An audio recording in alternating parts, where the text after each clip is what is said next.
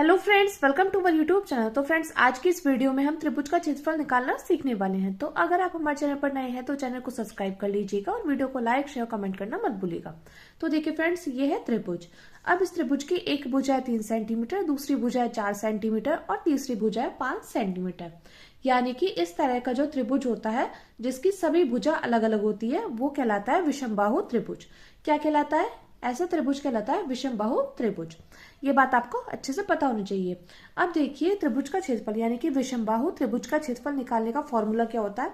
तो देखिए हम यहाँ पर लिखेंगे त्रिभुज का क्षेत्रफल निकालने का सूत्र होता है हमारा रूट में s bracket s minus a into bracket s minus b into bracket s minus c।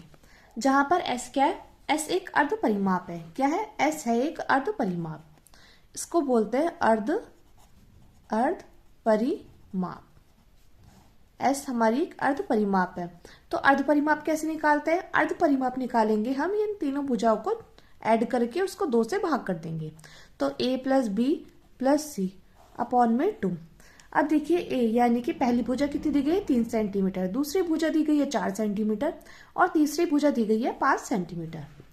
तो हम यहाँ पर लिखेंगे 4 प्लस यहाँ पर 3 आता, 3 प्लस 4 प्लस 5 अपॉन में 2। अब जब हम इसको जोड़ेंगे तो कितना आ जाएगा? 4 में 3 को जोड़ेंगे 7 और 7 में 5 को जोड़ेंगे कितना आ जाएगा? 12, यानी कि 12/2। तो जब हम इसको इससे भाग करेंगे आ जाएगा 6, यानी कि कितना आ जाएगा? तो ये आ जाएगा हमारा 6 सेंटीमीटर। कितना आ जाएगा फ्रेंड्स? ये आ जाएगा हमारा 6 सेंटीमीटर। ठीक है, अब हम क्या करेंगे? इस s का मान यानी कि अर्ध परिमाप का मान हम सूत्र में लगा देंगे। ठीक है, तो त्रिभुज का क्षेत्रफल का सूत्र ये था। तो त्रिभुज का क्षेत्रफल यानी कि विषमबाहु त्रिभुज का क्षेत्रफल, तो s का मान कितना है? 6। ठीक है, अब देखिए यहाँ पर ब्रैकेट में था ना, ब्रैकेट s माइनस a, और a क्या है? a है त्रिभुज की पहली भुजा, तो वो है 3 सेंटीमीटर। तो आ जाएगा ब्रैकेट में 6 माइनस 3। अब देखिए था s माइनस बी, 6 माइनस 4, और इसी प्रकार था 6 माइनस 5। ठीक है, बस हमने क्या किया है? बस हमने इस सूत्र में वैल्यू को पुट कर दिया है।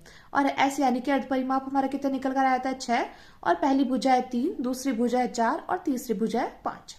तो वही बात हमने यहाँ पर अप्लाई करी है। अब देखिए यहाँ पर क्या आ जाएगा? यहाँ पर है 6।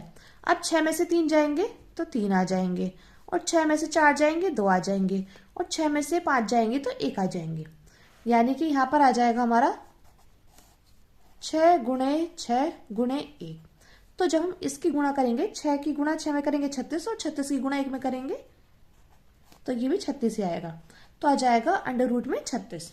ठीक है, अब 36 का वर्गमूल क्या होता है? ये होता है हमारा 6। जो 36 का वर्गमूल होता है क्या होता है? 6। लेकिन त्रिभुज का क्षेत्रफल हमेशा क्या होता है? वर्ग के रूप में होता है। किसके रूप में होता है? वर्ग के रूप में। तो यहाँ पर हो जाएगा 6 सेंटीमीटर स्क्वायर। तो यहाँ पर विषमबाहु त्रिभुज का क्षेत्रफल कितना निकल कर आया? 6 सेंटीमीटर स्क्वायर। मैं उम्मीद करती हूँ फ्रेंड्स आपको अच्छे से समझ में आ गया होगा, और आपको सिर्फ 2 सेकंड में त्रिभुज का क्षेत्रफल निकालना अच्छे से समझ में आ गया होगा। तो चलिए फ्रेंड्स, मिलते हैं नेक्स्ट वीडियो में। Thank you, thanks for watching.